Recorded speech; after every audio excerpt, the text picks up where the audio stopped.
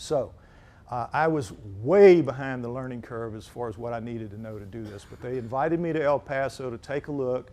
I did. I knew enough about skulls to know what she knew. It was too light, too symmetrical, too weird, and something needed to be done. So I said, let's take it out, and I believe I'll have an answer for you when science sees how bizarre these things are, particularly how bizarre this one is. Oops, sorry. We'll have their interest, and we should have an answer maybe within 6 months. I'm talking to you now 10 years and 4 months later, which shows you how much I knew. It was a much, much more difficult task than I ever imagined it would be.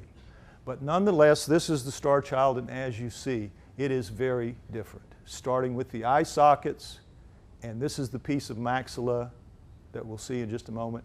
But as you look at it, and as you'll see, and I say you'll see because when this lecture's over, we'll have the skulls out on the book table out there for you. And they're not the skulls, they're not the real ones, but they're stereolithographic copies of a typical human skull, very similar to the one of that human that you see right there, but not an exact copy of her, but an exact copy of the Starchild skull. And when I mean exact, I mean exact. The exact same weight, exact same size, as exact as technology can make it, and painted to look like it. Very similar. You can hold it, take pictures, don't hog it, take your turn, queue up, go through, but you can hold each one. I urge you, hold the human first so you get a feel of the difference of the weight of it, because that's what jumps out at everybody. And it jumped out at us, it'll jump out at you. It's really amazing. The bone is half as thin as normal. You see how thin it is if you look right here, uniformly all around, and half as thick. I mean, half as thick and weighs half as much. So very unusual. Now here's the way it looks when you put this maxilla piece in the position where it basically would go. That's the nose, the curve of the nasal opening right there. 2 teeth here. You see how it would have looked. This staining, by the way, is just where the chewing muscles go, and why it's stained that way and into that eye socket is just part of the dirt that it was buried in, mixed with the fluids of the body as the body decomposed. Nothing special about that. We've analyzed it, and that's what we've come up with. So what happened was I took it out and I began to get informed opinion from specialists who knew what they were talking about. I should tell you that I would talk to about 1 in 10 that I would try to get to discuss it with me. Most of them would tell me, oh, it's a cradle-boarded hydrocephalic, get it out of here, I don't want to deal with it. Cradle-boarded hydrocephalic, or anything they could think of to just get me out of the room. They didn't want to deal with it. But 1 in 10 would say, oh, wow, this is interesting. And sometimes they would let me use their names and sometimes not. You know, they'd say, well, I'll tell you what I know, but you can't use my name. Or, I'm getting ready to retire in a couple of years. I don't need to worry about it. You can use my name. So that was pretty much how it went. Okay, so what we have here is, oops, sorry, a look at the eye sockets and the cheekbones. I want to talk about that for a minute because that's really interesting. You see how this cheekbone in a human being folds into the eye socket and makes a part of the eye socket. You rip it out, you're ripping out a piece of the eye socket. Complete redesign here. It just ripped off at a very thin line right there.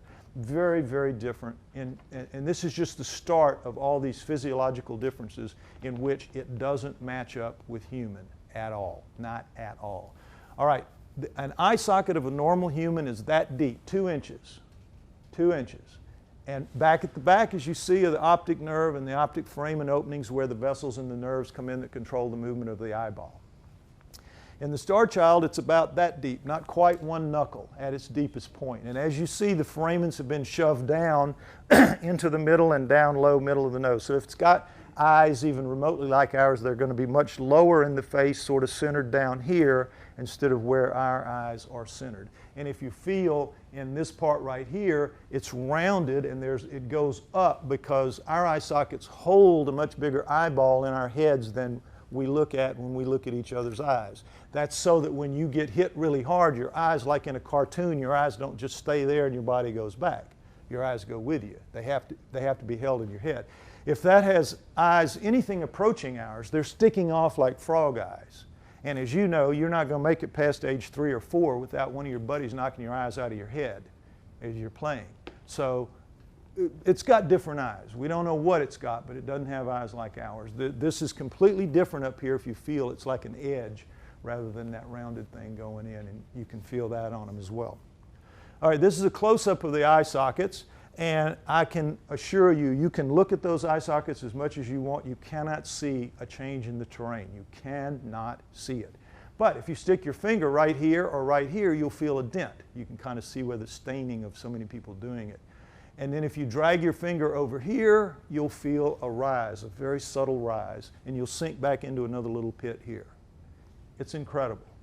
So incredibly, precisely symmetrical. It cannot be deformity. It cannot be the result of a deformity. It's perfect. It's more perfect than we are in most of its parts, more symmetrical than we are. That is the result of its genes telling it to grow differently from us. It's got different genes right across the board from what we have. All right? This is a profile view. Now, there's a lot of things to talk about here, first of which is you see the different parts of the skull, and first thing to mention is that the female, and we know she was a female, so I'm going to call her the female from now on, the female that was found with it had a concussion to her left parietal that healed. She went on and lived her life, but it's there. No problems, no concussions, nothing like that with. I'm now going to explain to you the Starchild. I'll go into the reasons why that name came about, but I'm going to call it the Starchild from now on because it's easier for me. The Starchild skull. All right, you see this bone right here, the pterygoid plate. People say, well, what is that weird bone when they see it? They say, what's those two weird bones sticking out like that? What they are is they're just brace bones. That's all they are. They brace your maxilla, this part of your face, from jamming back into your neck and killing you if you take a real hard shot in the mouth. They're holding it out so that it doesn't collapse in and kill you, hurt your spine, paralyze you, kill you, okay? That's all they do.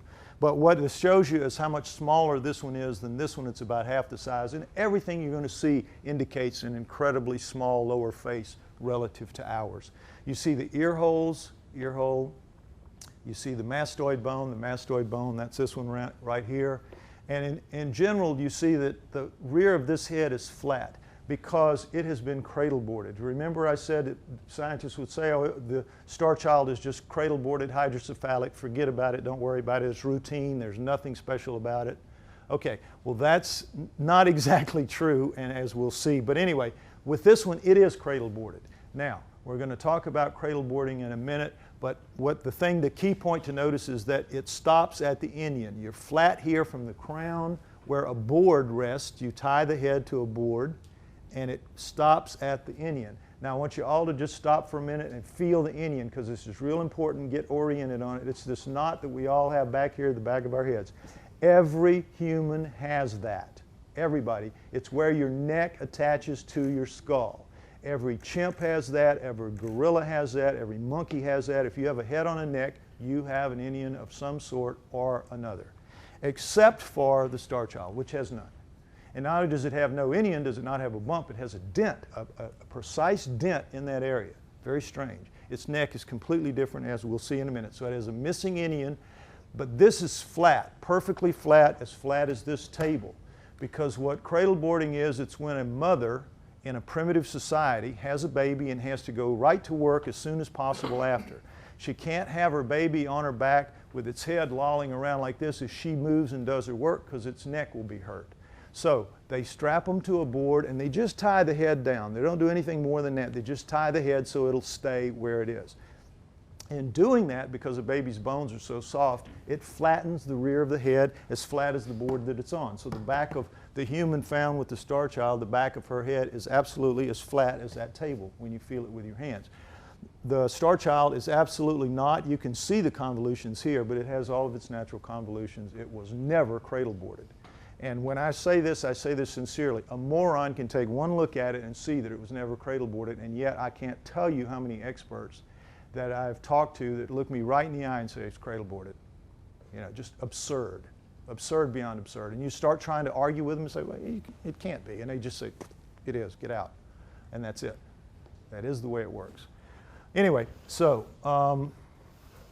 this is a typical cradle board, so that you see the strap, just so you get an idea of what I'm talking about. Papooses, you know. But it goes back cultures all over the world, and it goes back for hundreds of years. No difference. Now, hydrocephaly. Let's talk about hydrocephaly for a minute. That's the other part of the thing, because they see that bulgy head and they say, oh, that's water on the brain. It's got to be. You know, Occam's razor, the simplest answer is always the best answer. And so they dive in for that simplest answer, which is hydrocephaly to make the swelling of the head and cradle boarding to make the rear of the head, even though the evidence is totally against that.